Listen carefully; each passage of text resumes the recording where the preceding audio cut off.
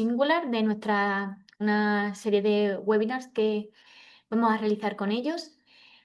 Y lo primero, daros las gracias a todos los asistentes por venir. Voy a comenzar comentándoos, para que no lo sepáis, lo que hacemos en Iria y, y los servicios que tenemos, y después damos paso al webinar. Mm.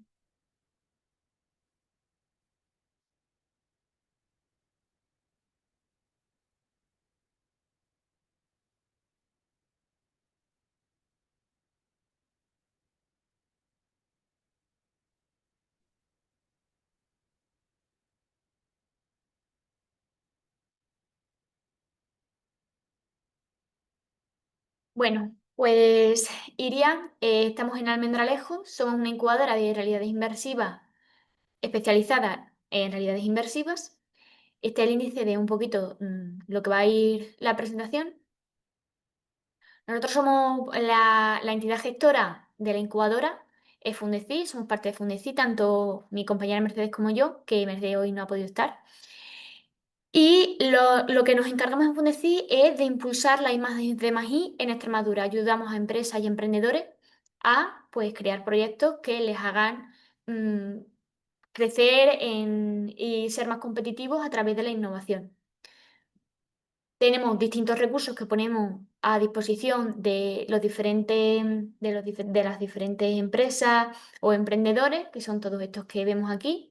Y dentro de esos recursos tenemos a la Red de Incubadoras Tecnológicas de Extremadura, RITEX, que lo que queremos es poner en funcionamiento distintas incubadoras especializadas en ramas concretas. Está IRIA, la incubadora de realidades inversivas, la IAT, incubadora de alta tecnología en bioeconomía y economía circular, y Ítaca, que estará próximamente, que es una incubadora especializada en la agroindustria 4.0. Sobre Iria, pues estamos en el antiguo edificio Cenati, en Almendralejo, al lado de la estación de tren, lo que nos hace muy accesible. Y los servicios que ofrecemos son la preincubación, cuando un proyecto, o sea, cuando una persona o una empresa tiene una idea y lo quiere convertir en proyecto. La incubación, cuando ya está el proyecto formado y se quiere realizar y testear un producto mínimo viable para llevarlo al mercado y poder conseguir rendimiento económico de ello. Y la aceleración, que lo que hacemos es que ya ese producto mínimo viable, pues lo lanzamos al mercado, se da a conocer y bueno, pues se hace escalable. También lo que queremos hacer es crear una comunidad en torno a nuestras ramas, que son las realidades inmersivas.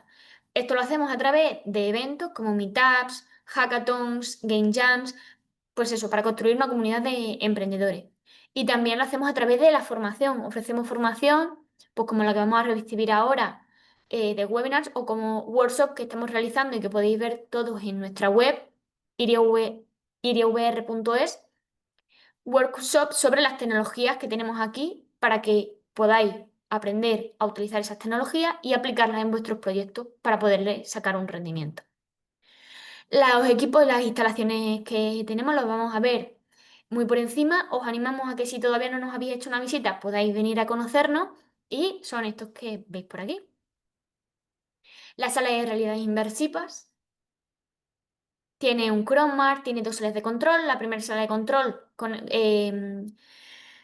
controla lo que viene siendo el vídeo y la multimedia con el Chromar, y la segunda sala de control, la experiencia multijugador que se pueden realizar y la captura de movimiento con el sistema OptiDrive. Después tenemos la sala de formación. En esta sala de formación, pues como el nombre indica, está destinada a impartir formaciones presenciales. La sala de desarrollo, que justo es la que me encuentro yo aquí ahora mismo, que tenemos equipos de última generación donde se pueden desarrollar, pues, videojuegos y herramientas potentes, que se necesitan mucha capacidad de cómputo.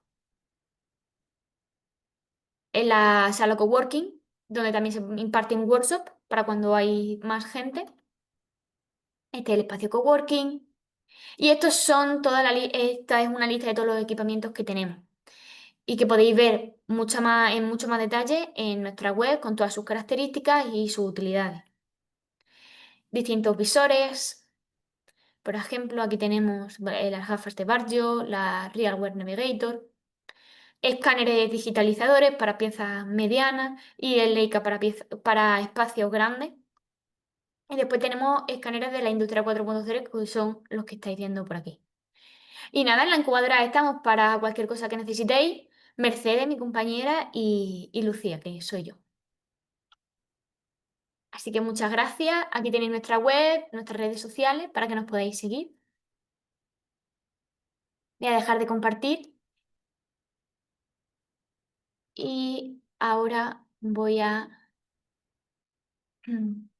dar paso a Enrique, que es Lead Visual Designer especializado en UX y UI en Singular, donde lidera equipos de diseño enfocados en crear experiencias digitales inmersivas, funcionales y visualmente potentes. Y él mismo se presentará y dirá más cosas de las que hace. Así que muchas gracias, Enrique, por estar aquí con nosotros y todo tuyo. Bueno, gracias Iria por la iniciativa, gracias a ti por la presentación. Me presento brevemente, soy Enrique Pedrosa, Visual Designer en Singular. Llevo unos 10 años diseñando interfaz de usuario. Gran parte de ese tiempo ha sido diseñando interactivos para museos en distintos países.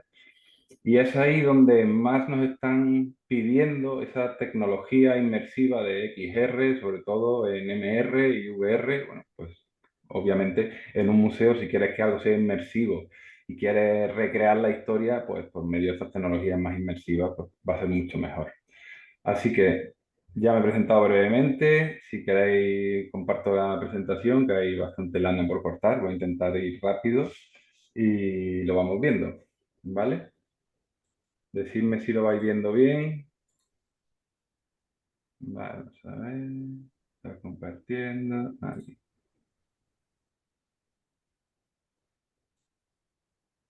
Vale. ¿Qué vamos a ver en este webinar? Bueno, vamos a empezar viendo qué es XR, ese término, la diferencia clave entre VR, AR y MR. Después veremos un poquito qué es el UX o experiencia de usuario y cómo mejorar la experiencia de usuario en XR. También veremos un poco de diseño de interfaz, los principales aspectos a tener en cuenta en esta tecnología. También qué son patrones y buenas prácticas en UI para entornos inmersivos, algunas herramientas clave, algunos casos de éxito, errores comunes, que si podéis os lo voy a comentar y si podéis evitarlo, pues mucho mejor. Algunos recursos útiles que suelo usar y luego ya daríamos paso a un debate entre los asistentes o una rueda de preguntas o lo que queramos. ¿Qué es o cómo podríamos definir XR? ¿Qué es XR? Bueno, en realidad es realidad extendida, es un término general que engloba diferentes tecnologías de realidad combinada. Son tecnologías que se superponen, reemplazan nuestra visión del mundo con información y gráficos digitales. Las principales, bueno, tenemos VR, tenemos AR, que es la realidad aumentada, y entre medias tenemos la realidad mixta.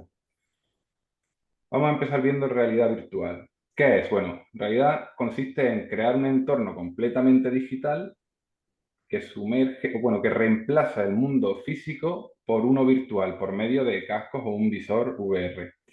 Para que esta tecnología sea realmente creíble e inmersiva, hay que tener en cuenta 4 conceptos claves: la inmersión, entorno virtual, la interactividad y la retroalimentación sensorial. Vamos a verlo un poquito en detalle. Inmersión. ¿Qué podríamos decir que es la inmersión? En realidad, la realidad virtual lo que hace es engañar al cerebro. Sustituye los estímulos visuales y auditivos y los sustituye por unos que generamos nosotros por medio de 3D y demás. ¿Por qué los visuales y auditivos? Porque al final el ser humano percibe el mundo por los sentidos. El 80% de lo que percibe es por medio de la vista, el 10% del auditivo y el resto de sentidos el otro 10%. Entonces, fijaros el peso que tiene lo que es el sentido de la vista y el sentido del audio. Entonces, el mundo que sustituimos, bueno, podríamos decir que es el entorno virtual, es esa realidad alternativa que creamos, esto influye en la inmersión según las reglas o las características de este mundo. Si tiene física realista, si la iluminación es realista, si el comportamiento es realista, por ejemplo, en esta imagen que se muevan las hojas, esto va a hacer que sea mucho más inmersivo. Este mundo virtual puede ser ya sea generado por 3D o también puede ser por fotografía 360 en espacio real. También hay otro punto más, que este espacio virtual o entorno virtual puede ser único para un solo usuario o puede ser compartido. Es decir, que las acciones que realice otro usuario en el mundo compartido también me van a afectar a mí. Y aquí podríamos estar hablando de, por ejemplo, el metaverso. Otro punto importante para que este mundo sea creíble es la interactividad, la capacidad que le otorgamos al usuario de que pueda coger, mover objetos, reposicionarlos. Va a ser mucho más inmersivo si tenemos la capacidad eso, de interactuar con el entorno y modificarlo. Y ya por último, la retroalimentación sensorial. Es la respuesta sensorial a nuestras acciones. También es el feedback. Por ejemplo, si estamos aquí en un videojuego y apretamos un botón y sale el fogonazo del arma, suena el sonido, ese feedback va a hacer que sea más creíble, más inmersivo. Si pasamos por encima de un arbusto y suena el audio de, oye, ha cambiado el audio, o podemos ir más allá. Por ejemplo, si estamos enfocando con una linterna a un NPC y el NPC se cubre, nuestras acciones al final están teniendo una repercusión y un cambio en el entorno. Entonces, esto va a dar más credibilidad a la tecnología. Los principales feedback es por sentido y la vista, aunque también podemos tener la tecnología háptica, que es bueno, el sentido del tacto, que vibra el mando cuando realizamos alguna acción. ¿Dónde se suele emplear más? Publicidad y marketing, campaña de mayor impacto, son más llamativas, en entrenamiento y formación también. ¿Por qué? Porque puedes crear simulaciones realistas en un entorno controlado, es decir, no pone a riesgo a nadie, en medicina, en defensa y en industria. También para la realidad virtual se usa mucho en entretenimiento, ya sea videojuegos, conciertos, eventos deportivos, etcétera. Vale. Realidad aumentada. Vale, es una tecnología con el propósito de enriquecer el mundo real mediante la introducción de gráficos. El usuario, al contrario que el VR, es completamente consciente de su entorno real. ¿Y qué se necesita? Simplemente necesita una cámara, un procesador y una pantalla para poder hacer esa unión, ¿no?, del mundo real con el virtual. Puntos a favor que tiene esta tecnología es que es la tecnología más accesible para todo el mundo. Todo el mundo tiene un smartphone o una tablet y puede usar este tipo de tecnología. Entonces, si tenemos una aplicación que podemos hacerla por AR y queremos llegar a mucha más gente, pues a lo mejor tenemos que considerar usar esta tecnología. ¿Dónde se suele usar más? Bueno, en arquitectura y diseño, pues para mostrar modelos 3D a futuros clientes, etcétera. En educación e información también. Son experiencias más interactivas, más inmersivas, aumenta la motivación, también en marketing y publicidad, pues permite interactuar de manera virtual con productos, aumenta el engagement y la conversión.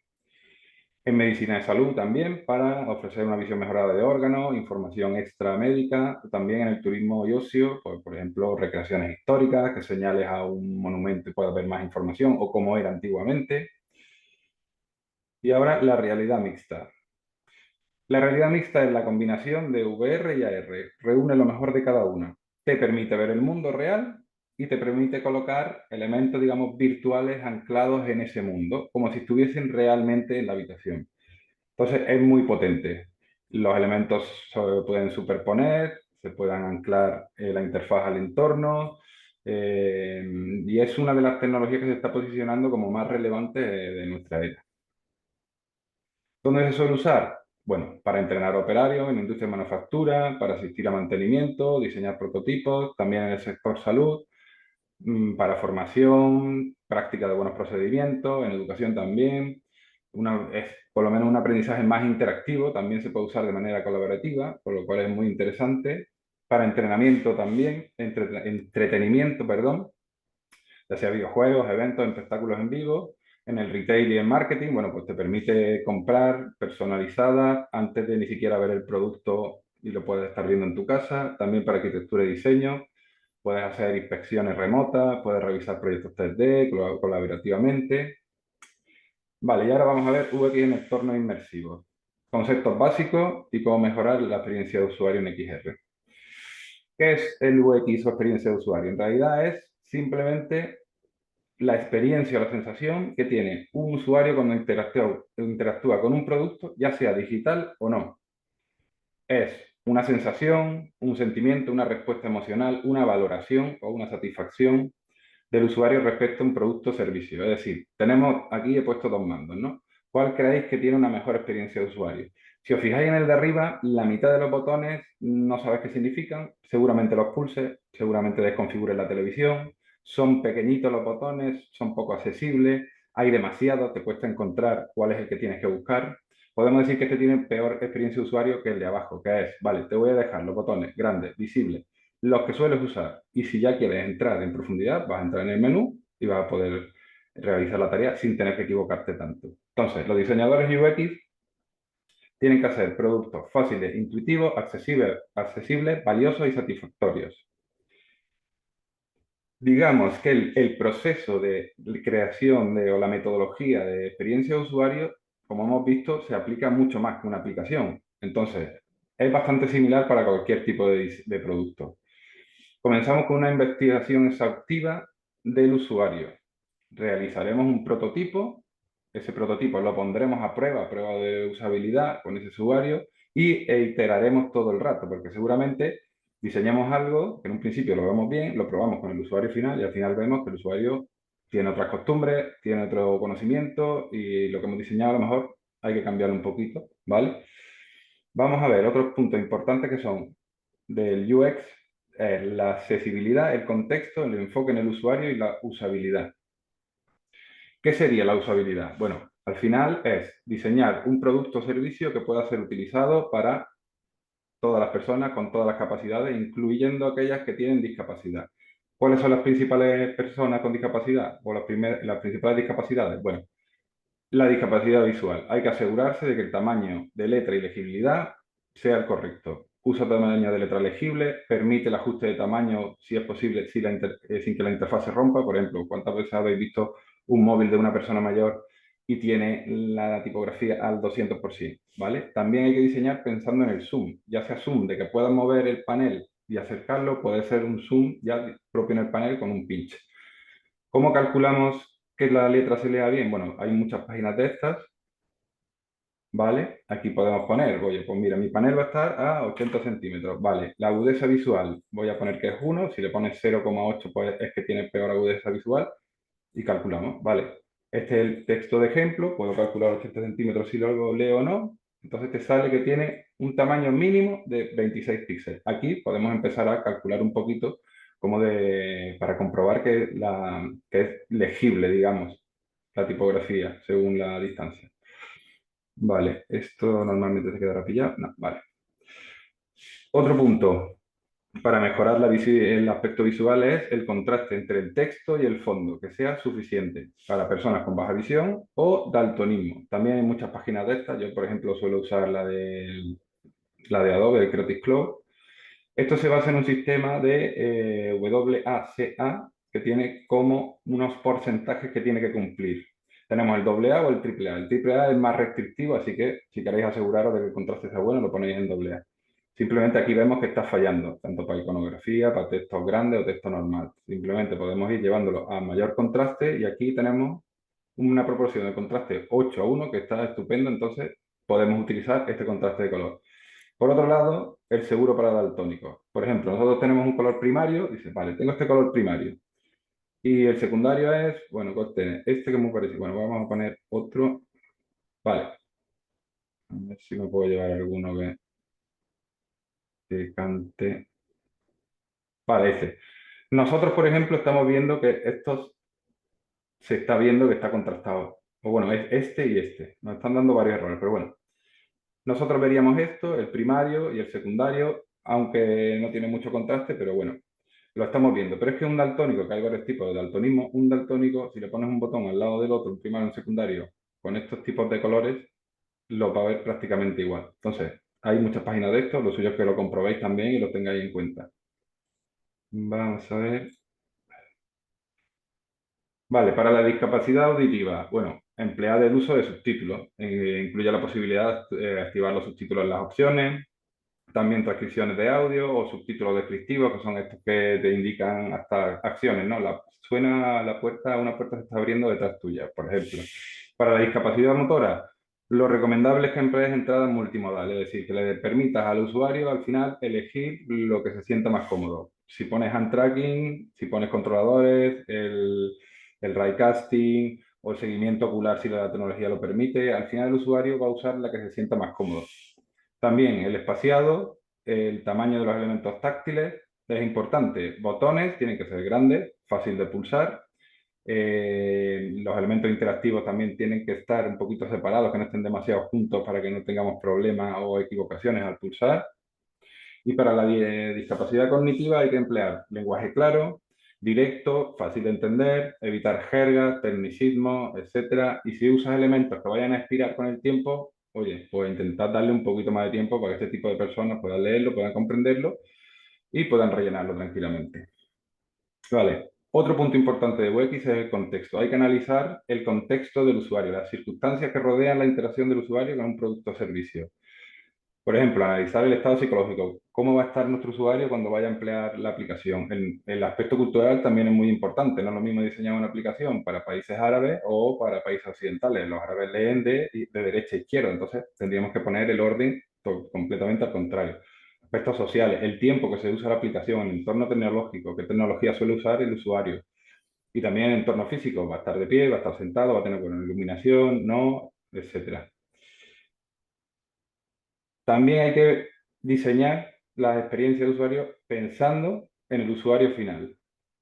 ¿Cómo se consigue esto? Bueno, lo primero que hemos comentado es investigando, haciendo un UX research de cómo va a ser el usuario nuestro, qué tipo de perfil tiene, qué tecnologías está empleando, etcétera. Luego también hay que ser muy empático. Hay gente, los actores, ¿no? Que a lo mejor van a, no sé, va a actuar, ¿no? Va a ser un actor va a actuar de taxista. Vale, pues entonces se pega 15 días trabajando de taxista para meterse en el papel. Nosotros a lo mejor también tenemos que hacer un poco eso. Después de una investigación, detectar, oye, este usuario está acostumbrado a usar Instagram, estas redes sociales, etcétera, etcétera. Pues a lo mejor voy a usarla yo 15, 20 días, las que me hagan falta, y ahí detectaré, oye, pues el usuario está acostumbrado a que el botón de cerrar esté arriba a la izquierda. Ah, vale, pues mira, esto a lo mejor podemos emplearlo porque lo primero que va a hacer este tipo de usuario es buscarlo ahí. Vale, estupendo.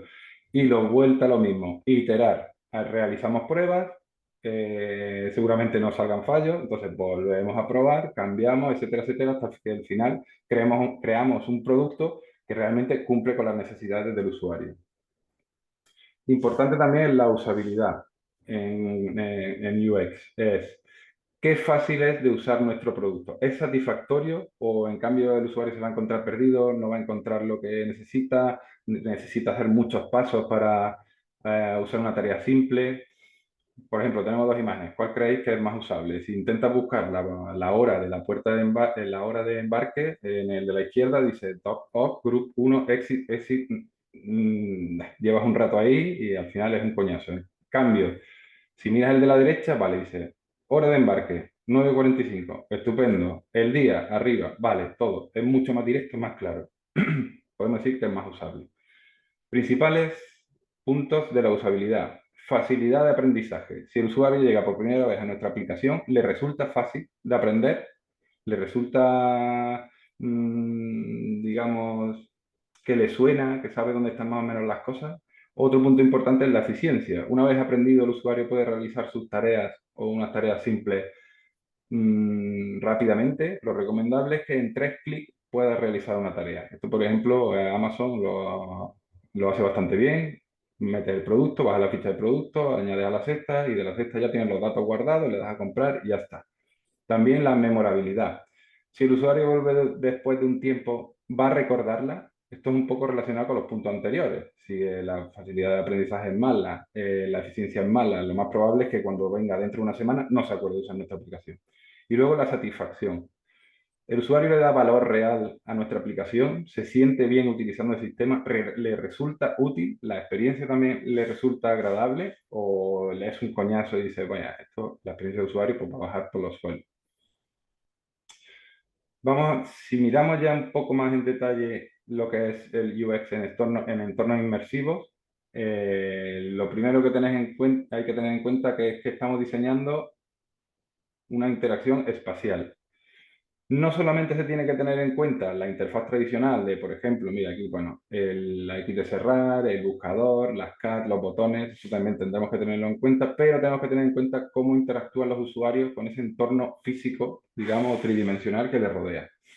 Entonces, podríamos decir Los puntos. Diseño inmersivo. Como hemos visto en el punto de la VR, es el núcleo de las experiencias, sobre todo en realidad virtual. Pues que los gráficos sean realistas, el entorno, la física realista, la interacción con el entorno, el audio espacial, pues son puntos que tendremos que tener en cuenta.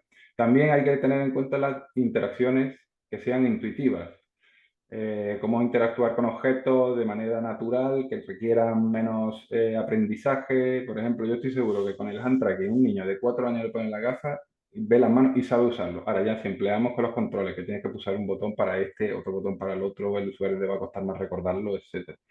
Importante la comodidad y la seguridad. A ver, si no prioriza la comodidad y seguridad y hace que el usuario vaya a coger un objeto en el suelo, un objeto 3D, y le pegue con la mano en el suelo, cuando le pegue 2 veces va a decir, yo desinstalo esta aplicación y va a bajar mucho la experiencia de usuario.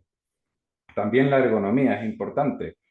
Los usuarios al final van a interactuar moviendo sus cuerpos. Al final, un movimiento repetitivo, incómodo, va a hacer que baje la experiencia de usuario, que se sienta cansado y a que al final termine desinstalando la aplicación. Una de las cosas que más afecta a los usuarios es pues, el mareo, ¿no? El mareo, la diferencia de señales de que el cuerpo humano piensa que está quieto y luego está moviendo el entorno, ahí le pega un chispazo al cerebro y empiezas a marearte. Pues hay que evitarlo, evitar movimientos innecesarios, evitar demasiados movimientos bruscos de paneles y demás. También es importante la optimización del rendimiento. ¿Qué experiencia de usuario te va a dar una aplicación que la pones y empiezan a bajar los FPS o la latencia va muy mal? Entonces bajaría por completo la experiencia de usuario. Vamos de tiempo. Vale. Diseño de interface. Vale. Vaya un poquito más rápido. Bueno, hay que pensar, como hemos visto, en el espacio tridimensional. La UI no es un panel. La UI puedes ponerlo a una distancia, en una posición. Yo, por ejemplo, siempre, mira, suelo trabajar con 1 metro. Voy midiendo, digo, vale, quiero un panel de comandos o algo, lo pongo a 20 centímetros, el panel de información lo puedo poner a 50 centímetros. Lo normal, los elementos hay que colocarlos entre medio metro y 2 metros. Es lo correcto. Hay que evitar saturar el entorno, no significa que poner más cosas es mejor, sino tener más espacio al final permite al usuario recolocar los elementos como a él le convenga mejor y se sienta más cómodo. Persistencia en el anclaje. Bueno, podemos hacer que la UI sea siempre fija como un HUD pegado al cristal, mira para donde mire, siempre va a estar ahí. Podemos anclarla en el entorno también, o incluso en MR podemos anclarla en superficies de objetos reales. Por ejemplo, si yo quiero un teclado, pues a lo mejor lo que me conviene es poner el teclado ese directamente anclado a la mesa. Lo recomendable es que el usuario pueda mover la interfaz a su gusto, recolocar, si quiero alejar un poco el panel porque me resulta que está demasiado pegado y es demasiado invasivo, pues podemos modificarlo. Importante también el campo visual, hay que respetar el campo visual natural. Lo normal es un cono que salga sobre 30 grados. Ahí te vas a asegurar que el usuario no va a tener que mirar hacia los lados, no va a tener que mover la cabeza, sino que lo va a ver enfocado. A 60 grados ya va a tener que mover un poco la vista, va a tener que girar la cabeza y a partir de ahí va a tener que estar haciendo movimientos repetitivos que se va a cansar. También en la vertical, si ponéis un panel de interfaz y justo el centro lo ponéis en la línea horizonte, entre el horizonte y vuestra vista, es muy incómodo tener que estar mirando así como recto. No, lo aconsejable es bajar ese centro de panel, ponerlo a unos 15 grados hacia abajo. La legibilidad, lo que hemos hablado antes, un buen contraste de color que asegura que los elementos sean visibles y legibles, mejorando la accesibilidad y la experiencia de usuario. Ya lo hemos visto.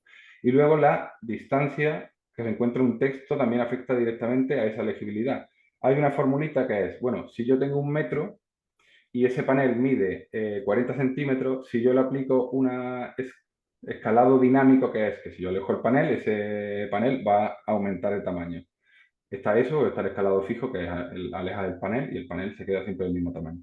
La regla es de, por ejemplo, multiplicar el tamaño por la distancia, simplemente. 40 centímetros a 1 metro lo veo bien, correcto. Si lo quiero poner a 2,5 metros, lo multiplico 40 por 2,5 y me sale a 1 metro de tamaño. El uso del color también es importante. Bueno, todos sabemos que el uso del color, bueno, los colores transmiten emociones, hay que tener cuidado de que usamos, pues el azul es más sereno, más confiable, el rojo es más agresivo, etcétera. También sirve para guiar la atención, ¿no? Si hay elementos importantes, podemos destacarlo por medio del color respecto a otros que no sean tan llamativos. Y también mejora la comprensión. Te puede ayudar para dar más información, una información contextual, ¿no? Ves un panel amarillo y dices, Aquí ha pasado algo. En rojo, vale, acabo de hacer un error y, por ejemplo, verde, vale, que he metido bien el formulario y está todo enviado y está todo bien. La tipografía igual. No es lo mismo emplear una tipografía, la Comic Sans, que una tipografía gótica. Entonces también transmiten emociones. Los tamaños. Lo normal se recomienda que esté entre 16 y 20 píxeles mínimo para un panel que esté bastante cerca, para el texto body, ¿vale? Los pesos, siempre intentar aplicar pesos un poco más gruesos. Por ejemplo, si el body para una aplicación normal es regular, nosotros pues, deberíamos de ponerle en medio. Y si a lo mejor tenemos un titular que sea medium, pues aplicarle una bold. También es aconsejable, pues bueno, tipografías sans serif, que son esas que no tienen remate, no tienen serifas, son más limpias. Aumentar el tracking, si le podéis poner un 4% más de tracking, que es la separación entre letras, pues mejor, va a ser más legible. Y también el interlineado, la separación entre líneas, por defecto las tipografías suelen usar 120%, bueno, pues si le damos un 140, también podría ir bien. Una de las cosas que nos pasa mucho a los diseñadores es que diseñamos un botón, venga, estupendo, me cuadra todo, venga, ya a correr. No, es que hay que diseñar pensando en el feedback, distintos estados del botón. Si el botón está, hay que ponerle el default, el over, si pasas por encima, pensar en el feedback auditivo también, por lo menos para decir, vale, tu acción ha sido detectada. O cuando pasas por encima, si os fijáis en la Meta Horizon OS, en el sistema operativo de Meta, si estás usando el hand tracking y pasas por encima de un botón, se te va a iluminar el botón y encima la mano del hand tracking, ¡clac!, se te va a anclar. Esto para que corregir errores de pequeñas discrepancias que hay entre la mano y esa mano 3D, como que podría decir. Inmersión y narrativa. Bueno, obvio, la UI debe integrarse visualmente y temáticamente con el entorno. No estás desarrollando una aplicación inmersiva de la Edad Media y le pones un panel ultra tecnológico, pues eso va a ser, te va a sacar de contexto totalmente. Evita los menús estos HUD, de estos que están como pegados, anclados ahí siempre el cristal, porque te saca un poco de la inmersión. Lo recomendable, si quieres que la experiencia sea más inmersiva, emplea siempre UI diegética. Es esa interfaz que ocurre dentro del entorno, está dentro de la narrativa. Es como que el usuario que estamos manejando, entre comillas, aunque seamos nosotros, la puede ver, la puede tocar y digamos que está ahí, integrada. Y por el contrario, la UI no diegética es la que hemos visto, un panel que siempre está en el mismo sitio, que es útil en algunos casos, sí, porque por ejemplo, si estáis desarrollando una aplicación que es un shooter en primera persona o lo que sea, no vas a estar sacando todo el rato un mapa de UI diegético, no tendría sentido. Por eso en algunos casos es la excepción y tenemos que pensarlo bien. Hay que diseñar pensando en el cuerpo humano. Hay que evitar que el usuario tenga movimientos repetitivos, etcétera. Es que al final la ergonomía importa. Hay que evitar, hay que tener o conocer un poco las medidas del cuerpo humano. Oye, pues una persona tiene esta altura, lo normal es cuánto mide un brazo es esto, cuánto mide sentado, por lo menos, ¿sabes? Porque al final es muy molesto tener que estar haciendo movimientos todo el rato repetitivos y que no alcances, etcétera, ¿vale? Patrones y buenas prácticas de UI para entornos inmersivos. ¿Qué podemos definir como un patrón de diseño? Bueno, patrón de diseño es una solución, alguien ha tenido un problema, ha necesitado buscar una solución, le ha funcionado la solución, todo el mundo se ha acostumbrado a esa solución, entonces, ¿por qué no emplear patrones que ya funcionan? Ya sean interacciones, ya sean iconografía, este tipo de cosas que está todo el mundo acostumbrado. Si tú intentas crear algo nuevo, ¿qué te va a aportar? Te va a aportar que el usuario tenga que volver a reaprenderlo. Te va a aportar que a lo mejor tienes que diseñar algo, plantearlo, desarrollarlo y al final es más tiempo para algo que realmente a lo mejor no tiene mucho sentido hacerlo. Ya lo dijo Pablo Picasso, los grandes artistas copian, los genios roban. Irónicamente, Steve Jobs también le copió la frase. ¿Qué quiere decir esto? Bueno, pues si tú ves algo que está funcionando y tú crees que a tu usuario le va a funcionar, se va a sentir más cómodo con esas interacciones o esos iconos o esos componentes, cópialo, haz lo tuyo, cámbialo, luego lo programas y ya lo tendréis en vuestra aplicación y os habréis ahorrado muchos quebraderos de cabeza. Principales patrones de diseño, por ejemplo, de métodos de entrada. todo el mundo los conoce, ¿no? El seguimiento de manos, hand tracking, controladores físicos, el ray casting, que es el rayito este que puedes usar tanto con hand tracking o con el controlador, seguimiento ocular, eso para la Apple Vision Pro, o entrada de voz, como las Meta Ray-Ban estas que hay también. ¿Cuál es el mejor a elegir? Bueno, depende, hay que analizar el contexto de uso, también la disponibilidad del hardware, a lo mejor seguimiento ocular no puedes usarlo porque no estás usando una Apple Vision, el nivel de precisión requerido, a lo mejor los controladores físicos son más precisos, la comodidad y la accesibilidad del usuario final. La recomendación, gestos naturales, controladores que imiten la realidad, va a ser mucho más fácil de usar. Y si puedes también añadir la entrada multimodal, es decir, bueno, si quieres coger los controladores bien y si quieres coger los hand tracking, pues también, que elija lo que le venga mejor. Patrones para evitar el mareo. Bueno, sabemos que animaciones bruscas, cambios de escala en la interfaz rápida, puede provocar náuseas. Hay que hacer todo despacito, animaciones suaves, confundidos y evitar que el usuario se desplace innecesariamente. Los principales patrones para evitar el mareo es: permite activar en las opciones el movimiento de teletransporte. También puedes usar evitar el giro continuo con el stick del mando, ponerlo por grado. Y también puedes poner los blinders, que son estas zonas negras, ¿no? Cuando el usuario se está desplazando. Lo recomendable es que lo pongáis opcional y que los parámetros sean configurables de manera opcional. Es decir, pues quiero que gire 20 grados cuando gire el stick o 40. Hay gente que lo usa. Yo, por ejemplo, no estoy acostumbrado, no lo suelo usar, pero sí que es recomendable tenerlo. Patrones de comportamiento del UI en el espacio. Podemos anclar la UI en el entorno, siempre va a estar en el mismo sitio, nos podemos alejar, nos podemos acercar. ¿Para qué es útil? Bueno, menú principal, tablero de control, información contextual, mantiene la inmersión, es un punto a favor, respeta el entorno también del espacio y luego otros paneles son los anclados a la vista. Siempre va a estar visible, da igual a dónde mires. Si giras de un lado, este panel te va a estar siguiendo. Es útil para notificaciones, indicadores vitales, en elementos de navegación. También, por ejemplo, para subtítulos, es interesante ponerlo. Evita saturar y que resulte demasiado molesto porque puede generar fatiga visual. No hay tiempo, vale. Menús espaciales. Bueno, son menús que se activan o desactivan en función del contexto, la posición del usuario y sus acciones. Menú radial, bueno, pues su nombre lo indica, es un círculo o un semicírculo alrededor de un controlador o un punto central. El hand menu, que puede ser cuando un menú que tengas anclado a la mano, normalmente la mano izquierda, aunque sería interesante poner las opciones cuál es la mano dominante, por si ese panel tiene que aparecer en la derecha en el caso de que sea zurdo. El menú contextual, que es un menú, bueno, anclado, digamos, entre comillas, un objeto, ¿no?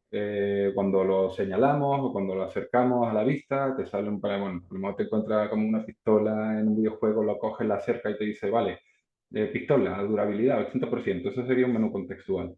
Y un menú en el entorno, que son menús colocados en el entorno, como una consola, un panel flotante, lo típico que te dice, ven, acércate y tira de esta palanca, ¿vale? Pues tú vas y tira de la palanca. Patrones de manipulación de objetos. Bueno, pues el grab and move, agarrar, coger, soltar. El two-hand scale, que es, bueno, simplemente coger un objeto y con dos manos, o con los controladores también puede ser con el raycasting, puedes hacer crecer un objeto como haríamos con un pinch con una imagen. El snap to surface, que es alinear objetos a superficie, pues muy útiles si a lo mejor tienes que estar controlando objetos 3D como herramientas. Si lo pones todo en 3D en una mesa al final, va a crear un popurrí de cosas que no vas a poder saber cuál coger. Entonces aquí conviene anclarlo, digamos, con una rejilla para tener siempre acceso y esté todo bien recolocado. Si tenemos que hacer una aplicación que necesite de precisión en cuanto a movimiento, a lo mejor lo suyo es utilizar las herramientas Gizmo, estas que son las de 3D, de puedo mover en un solo vértice, en un solo eje, perdón, o rotar en un solo eje. También tenemos el Remote Grab o telequinesis, que es coger objetos, señalándolos y atrayéndolos a nuestra mano como a distancia. Esto es muy útil. Si os fijáis en casi todos los juegos que tienen elementos en el suelo, aplican este patrón de manipulación de objetos, porque claro, al final le pegas con la mano al suelo. Entonces, por eso es interesante ponerlo. Las recomendaciones, bueno, feedback visual y auditivo, zonas de seguridad, prevenir movimientos bruscos, como hemos visto, colisiones con el entorno, y evitar que los objetos, pues, por ejemplo, se atraviesen entre sí o con elementos con entorno de interfaz. Va a bajar mucho la calidad de nuestra aplicación. Herramientas clave. Un software de prototipado. ¿Qué es? Bueno, es una herramienta de diseño que se utiliza para crear versiones iniciales de un producto digital. Podemos probar, hacer un prototipo de alta fidelidad, probarlo con usuarios y ver en unas etapas tempranas si nuestra aplicación está funcionando antes de ponernos a desarrollar, con desarrollo, con todo el coste que tiene, luego realizar un cambio en esa etapa del proyecto. ¿Herramientas que tiene? Bueno, tiene herramientas de diseño, pues puedes crear formas, textos, animaciones, imágenes, etcétera. También podemos diseñar de manera interactiva, es decir, que un prototipo navegable que tú pulsas un botón y te lleva a una pantalla o pulsas, te sale un pop-up. También puede hacer colaboración en tiempo real, es decir, tú puedes estar con tu compañero diseñando en un mismo proyecto y estar viendo, oye, mira, ¿qué he generado esto? Vale, estupendo, mira, te voy viendo. Permite compartir y obtener retroalimentación. Es lo que hemos visto. Diseñamos un prototipo de alta fidelidad que sea navegable y lo probamos con el usuario, que va a ser nuestro usuario final, con un test de usabilidad o lo que queramos. Y ahí nos va a dar, pues, oye, podemos poner, digamos, podemos poner en juicio, ¿no? Esta aplicación antes de desarrollar. Permite hacer componentes reutilizables. Bueno, los componentes pues, son esos elementos que duplicas a esa instancia y cambiando el padre, digamos, se te va a cambiar en todo el interactivo donde hayas aplicado ese botón, lo cual ahorra muchísimo tiempo. Y súper importante es que es el nexo de unión entre diseño y desarrollo. El desarrollo le permite obtener toda la información, decir, vale, esta imagen mide tanto, está alineada así, el comportamiento es este, etcétera. Los principales, Figma, Adobe XD, Sketch, InVision, Marvel. Figma tiene una comunidad brutal, entonces podéis encontrar hasta sistemas de diseño de Meta, la Meta Horizon, la Vision OS, etc. Metodología Atomic Design. Esto ya es una metodología. Permite crear sistemas de diseño consistentes, estructurados y jerarquizados. Iríamos generando o creando partículas subatómicas. Con esas partículas subatómicas iríamos uniéndolas para crear átomos, moléculas, cada vez elementos como la química más complejos. Los niveles, partículas subatómicas, átomos, moléculas, organismos, plantillas y páginas. Partículas subatómicas son los elementos básicos de nuestro sistema. ¿Cuáles podrían ser? La tipografía, una escala tipográfica, una paleta de color, por ejemplo, efectos como sombras o brillos, el espaciado también, una escala de espaciado de, por ejemplo, 4, 8, 12, 16, 20, 24, etcétera. Y, por ejemplo, puede ser un borde radius o puede ser simplemente los bordes también, el tamaño de bordes. ¿Y qué son los átomos? Bueno, pues son la unión de esos subátomos. Por ejemplo, en un botón ya estamos aplicando el color, estamos aplicando la tipografía, estamos aplicando el espaciado para los padding, la redondez también para los botones, en los iconos igual, estamos usando el color, estamos usando un tamaño. Las moléculas, pues al final es la combinación de múltiples átomos, más elementos más complejos, digamos. Por ejemplo, tenemos el buscador, tenemos el label del buscador, el icono de la contraseña, tenemos también una etiqueta de contraseña, el iconito, etcétera, o una cara así como horizontal de listado. Y luego, con esos elementos, formaríamos los organismos. Son múltiples moléculas. A veces son completamente diferentes, como puede ser un buscador que se repite mucho durante la aplicación. Otras veces puede ser un listado, simplemente la repetición de una misma molécula. Por ejemplo, como estamos viendo aquí, el listado este que hay a la derecha. Las plantillas. ¿Qué son las plantillas? Bueno, ayudan a definir el diseño de una página estándar. Imaginaros si tenéis que estar diseñando para una ficha de producto una maquetación distinta. Sería una locura para programar, sería una locura para que el usuario entendiese eso. Entonces, la plantilla sería como, por ejemplo, en Amazon, cuando una ficha de producto, al final la composición es la misma. Lo único que va a cambiar es el contenido. Y ahora serían las páginas. Las páginas es ya cuando vamos a prototipar, pero ya tendrían los textos finales, tendríamos las imágenes finales. Al final es cómo lo va a ver el usuario. Vale. Workflow.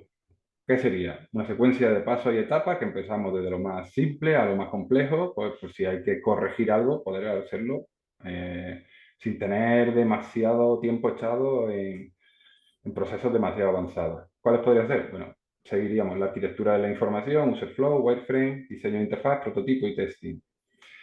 Arquitectura de la información. ¿qué hacemos? Bueno, simplemente organizar la información de manera lógica, comprensible para todos los usuarios. Si tú quieres cambiar, si tú, por ejemplo, dices, vale, quiero cambiar las opciones gráficas y ponerlo en ultra, ¿dónde va a estar? ¿Dónde vas a buscarlo? ¿Lo vas a buscar en multijugador? Seguro que no. Vas a buscar en opciones, gráficos y ahí lo vas a encontrar. Pues hay que estructurarlo de manera lógica y esto sería la arquitectura de la información.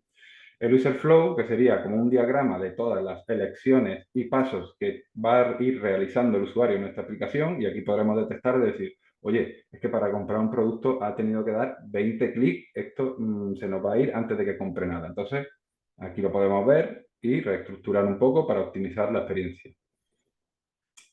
Un wireframe es simplemente un prototipo de baja fidelidad.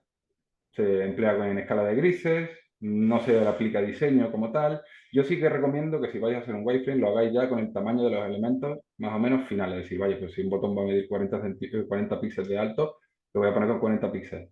Porque a lo mejor lo plantea y luego resulta que no cabe bien porque tienes otros elementos de otro tamaño. Entonces, si lo diseñáis ya el tamaño más o menos final que va a ir, eso que os ahorráis y va a ser más cómodo luego para el paso siguiente que es ya diseñar la interfaz. Diseño de interfaz, bueno, pues la creación de la apariencia visual, como hemos visto, a lo mejor puedes usar el Atomic Design, la forma en la que el usuario navega, es crear al final se trata de crear una experiencia de usuario intuitiva, atractiva y fácil de usar. Y por último, el prototipo. Bueno, no, perdón, no es el último. El prototipo es ya un prototipo de alta fidelidad, interactivo. Si pulsa un botón te va a llevar a esa sección. Es como lo va a ver el usuario final. ¿De cara a qué? De cara a lo siguiente, que es testear nuestra aplicación.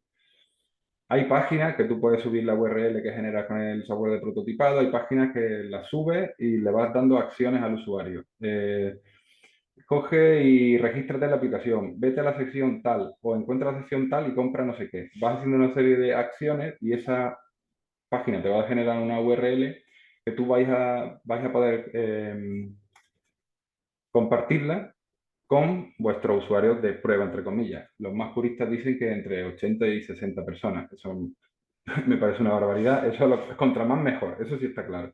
Estas páginas lo único que te van a dar son datos cuantitativos, no cualitativos, que eso ya para eso tendrías que hacer un testeo en persona para ver el usuario cómo se siente, si se pierde mucho, si se frustra. Eso no te lo va a registrar este tipo de páginas, pero bueno, es un comienzo.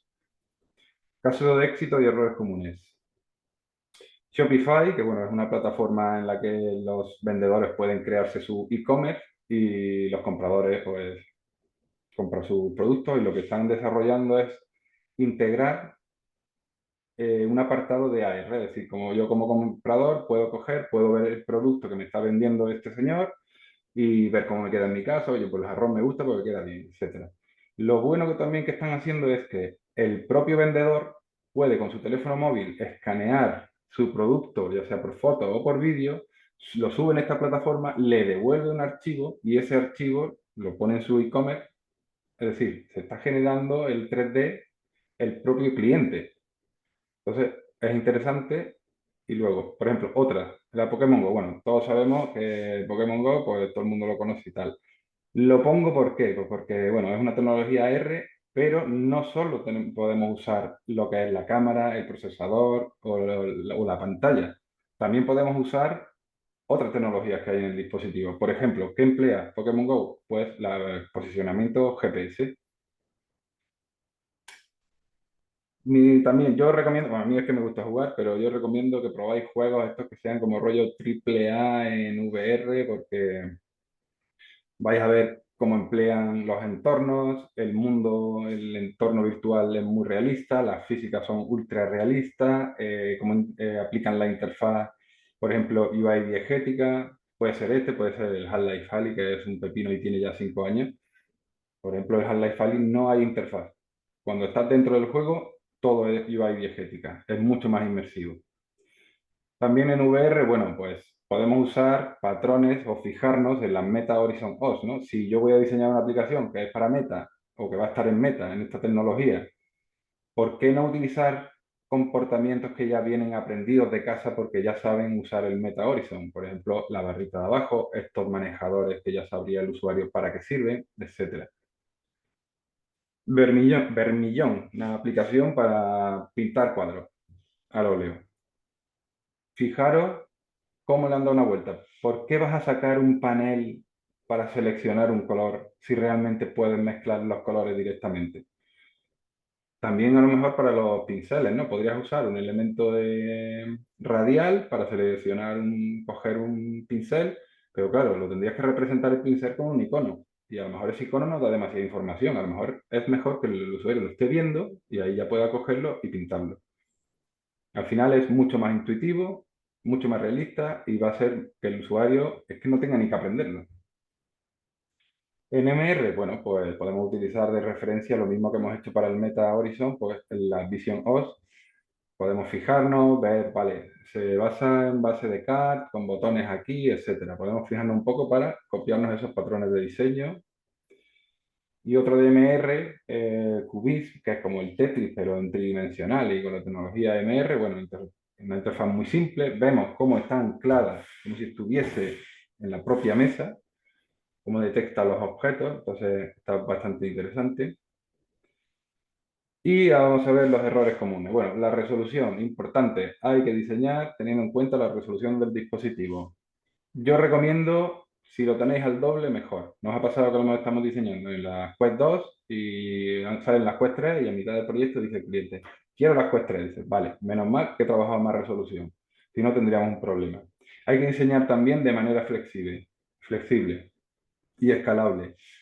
Puede que diseñes un botón y ponga descripción, vale, muy bien. Y luego hay otro botón que ponga Digitalize Document, mucho más largo. Ahí ya tienes un problema. O por ejemplo, si pones un panel de registro o de bienvenida que ponga hola y una imagen y me queda todo bien, todo muy cuadradito, está perfecto.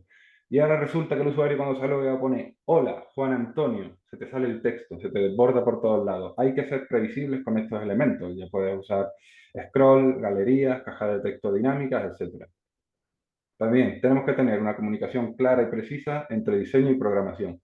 Programación no está en nuestra cabeza. Hay que explicarlo, hay que dejarlo todo bien documentado porque nos va a ahorrar tiempo a nosotros, le va a ahorrar tiempo a programación y el tiempo al final es dinero. Por ejemplo, si tú pones una galería, ¿esa galería cómo es? ¿Es finita? Cuando llegas al final, la galería da vuelta de la primera pasa a la última y siempre es continua.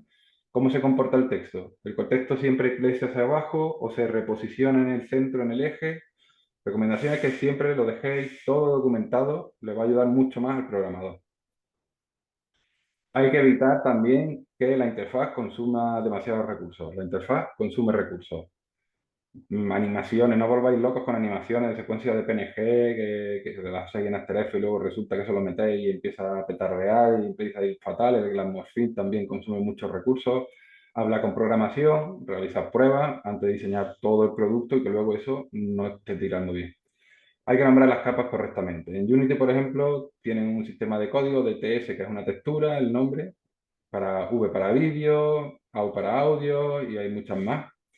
De cara a que, si nombramos bien esos assets, vamos a evitar que se dupliquen elementos en programación. Imagínate que yo tengo 4 botones y cada uno lo nombro distinto. El programador puede coger y decir, a mí me parece igual este asset, pero puede que a lo mejor tenga la sombra un poquito distinta o que tenga otra redondez. Al final ha trabajado 3 veces más de lo que debería porque no lo hemos nombrado correctamente.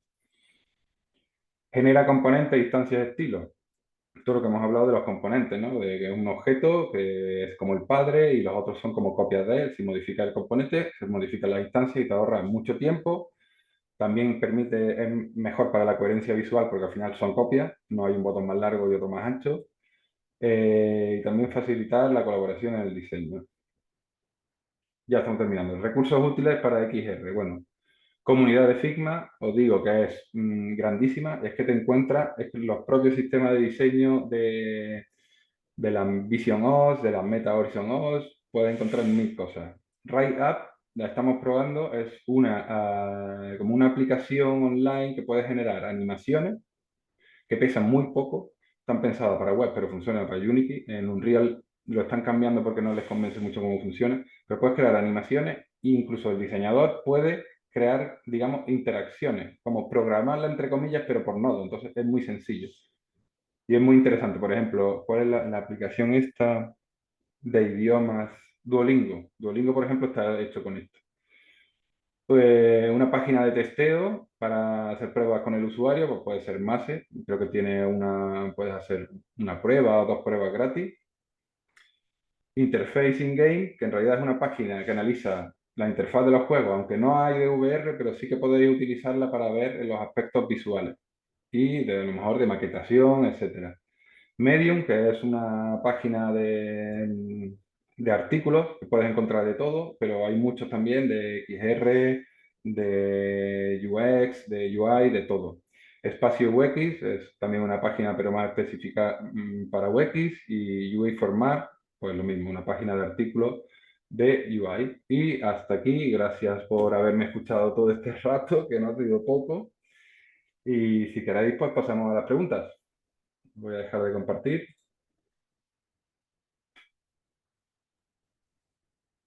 Muchas, muchas gracias, Enrique, por la presentación. Ahora, si tenéis alguna pregunta, la podéis poner por el chat o podéis vosotros, tenéis permiso para hablar, podéis activar el micrófono y preguntar lo que queráis.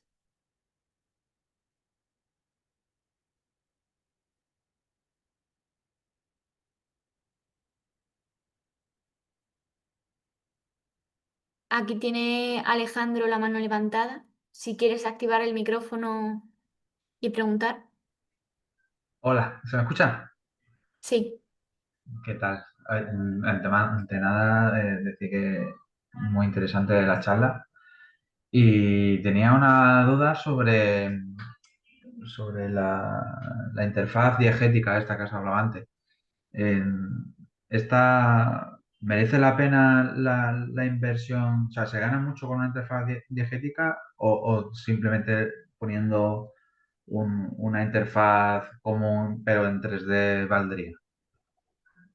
O sea, en tu opinión, ¿que merece la pena la inversión de hacer todo ese desarrollo? Mira si merece la pena, que yo, por ejemplo, cuando probé el Walking Dead, una de las cosas que más me acuerdo y más me impactaron es decir, coño, esta gente en vez de coger un mapa y darle un botón y te salga una interfaz, a mí se me ha quedado grabado decir, hostia, es que tienes que coger una libretilla y tienes que ponerte a mirarla, o sea, imagínate el impacto que tiene en un usuario, a lo mejor, si estás muy acostumbrado en este mundo, ya no te impacta tanto, pero si lo ves por primera vez, realmente te impacta. No sé si es por ahí o... Sí, sí, exactamente justo la pregunta Mm, que estaba haciendo. Y respecto a esta cuestión, sí. las herramientas de prototipado para las interfaces, Mm. conozco la mayoría que has nombrado y son muy para interfaces muy comunes, ¿no? Entonces, Claro, a la hora de prototipar diegético, no sé si hay herramientas o tú me puedes eso aconsejar una yo creo manera de que trabajar. eso yo creo que es más tener la idea y al final desarrollarlo, digamos, con el equipo más de 3D, porque es que al final esa interfaz yo te puedo diseñar la textura, te puedo diseñar cómo va a ser si a lo mejor esa, por poner el ejemplo este que hemos visto, pues tenía pestañas arriba. Yo puedo plantearte cómo es esa experiencia de usuario con ese objeto, pero al final ese objeto lo van a tener que desarrollar más desarrollarlo, 3D y programación, que lo que sería el diseñador. El diseñador sí puede tener bocetos, puede tener ideas, puede probar el UX si funciona bien o funciona mal, si es entendible, los iconos también, lo puede desarrollar, pero al final va a tener que ser modelado, claro. O sea, el prototipado es más bien hacer eso, ¿no? Un prototipo Claro, funcional más que algo por parte de diseño, ¿no? sí, Vale, gracias. a ti.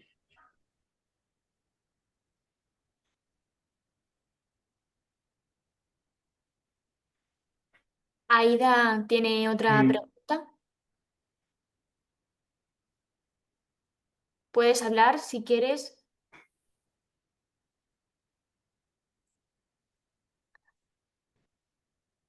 Tiene el micro activado. Si no, sí, puedes escribir la pregunta en preguntas y respuestas.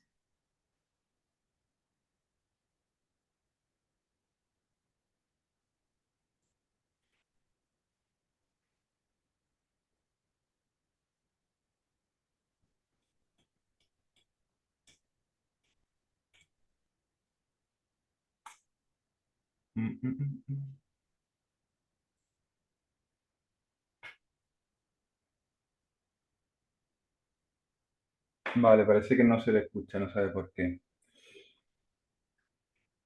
Dice, la pregunta va sobre el tema de las gafas Vision Pro MetaQuest y demás, en comparación con las tipo Ray-Ban.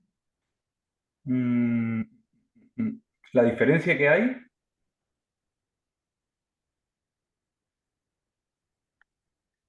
¿Hay mucha diferencia respecto al diseño UX? bueno, lo primero es que la tipo Ray-Ban no tiene interfaz, es simplemente como una IA que le vas haciendo preguntas, tiene una cámara y te la responde por audio. Entonces, esa la podríamos descartar. Las MetaQuest y las Vision Pro, pues mira, uno de los principales causas es el precio. No sé cuánto cuesta la Vision Pro, pero creo que está en torno a 2.000 o 3.000 euros. Y las MetaQuest, las 3S, te las puedes comprar, no sé por cuánto estarán ahora, pero a lo mejor son 300 euros. Sí, las Vision Pro son mucho mejor lente, tienen tecnología distinta como el reconocimiento ocular. Y en cuanto al diseño, hombre, a ver, si tienes un procesador más potente, a lo mejor puedes aplicarle más efectos, pero al final lo que es la interfaz de usuario, la interfaz UI, aparte del aspecto estético, tú lo que quieres es hacer una interfaz que el usuario la entienda. Entonces, Vision Pro, MetaQuest, más o menos puede ser igual, salvando eso, que tiene mejor procesamiento, que puedes meterle más efectos visuales, que tiene otra tecnología que puedes aprovechar en la Vision Pro que no vas a poder utilizar en la Meta, por ejemplo. Pero lo que es la interfaz en sí, si lo analizas, beben mucho la interfaz de otros elementos, de la web, beben de aplicaciones móviles, funcionan con CAR, los botones también son muy parecidos. Al final todo está conectado porque quieres que la gente, da igual el dispositivo que use, sepa usarlo. No sé si he respondido a tu pregunta bien. Ah, del diseño UX. Sí, a ver, es la tecnología que puedas emplear. En las MetaQuest vas a tener que pulsar, vas a tener que usar los controladores y en la Vision Pro, por ejemplo, señalando simplemente con la vista a un objeto y haciendo así, cambia. Entonces, sí, sí que cambia. Es otra tecnología que se le puede sacar más partido a la Vision Pro.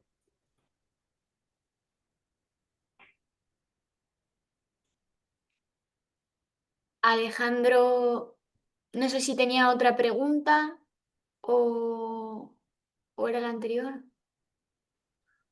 No, perdón, que tengo que bajar la mano, que no la he bajado. Bueno,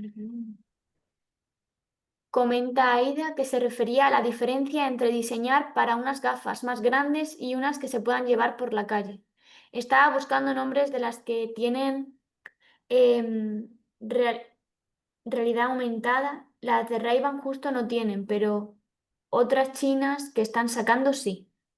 Pues la desconozco, no conozco esa tecnología china ahora mismo. Sí que me ha parecido ver una noticia que iban a sacar una también Meta Celeste o algo así, pero ahí ni idea. La de realidad aumentada con gafas, no sé cómo se va a controlar eso.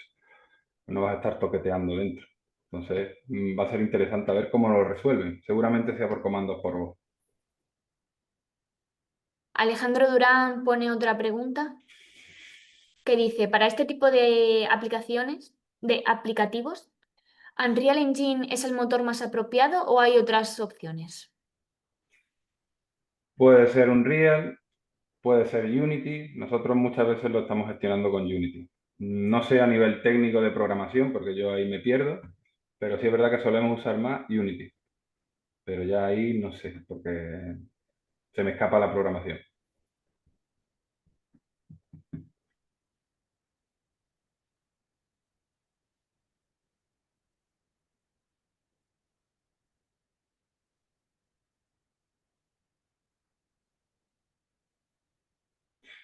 Ah, bueno, Aida ha respondido que sí, divulga con patrimonio y museo. Bueno, pues a lo mejor, si lo que quieres hacer es divulgar y que llegue a todo el mundo, emplear directamente AR. No irse una tecnología demasiado costosa, porque es que al final muy poca gente va a tener esa tecnología tan nueva y tan costosa. Lo mejor tienes que ser un poquito más democrática y decir, oye, pues el AR lo voy a hacer con un móvil, que todo el mundo tiene un móvil, va andando por la calle con un móvil.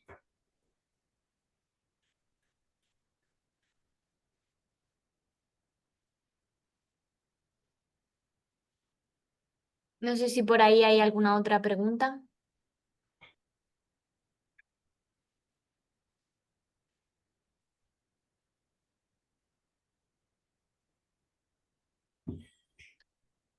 Bueno, parece que no me más preguntas.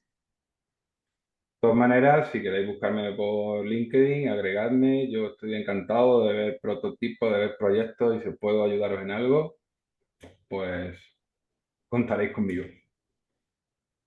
Estupendo, Enrique. Pues nada, muchas gracias por la presentación y la clase. Nada, gracias a Yo ustedes por asistir. voy a mandar ahora una encuesta para que podáis darnos feedback sobre este webinar.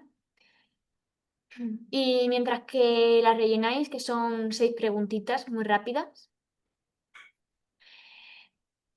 comentaros que a finales de este trimestre, sobre octubre-noviembre, lanzamos una nueva convocatoria de proyectos, de que si tenéis alguna idea que queráis llevar a cabo dentro de la incubadora, nosotros pues damos asesoramiento con mentores especializados, acceso a equipamiento, a las instalaciones de IRIA.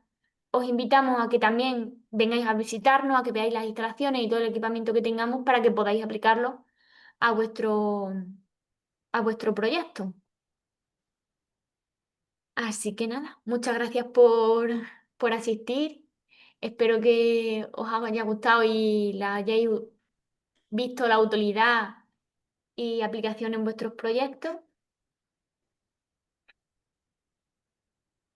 Y ya estaría. Nos vamos a esperar un poquillo más a ver si más gente rellena la encuesta. Pero bueno,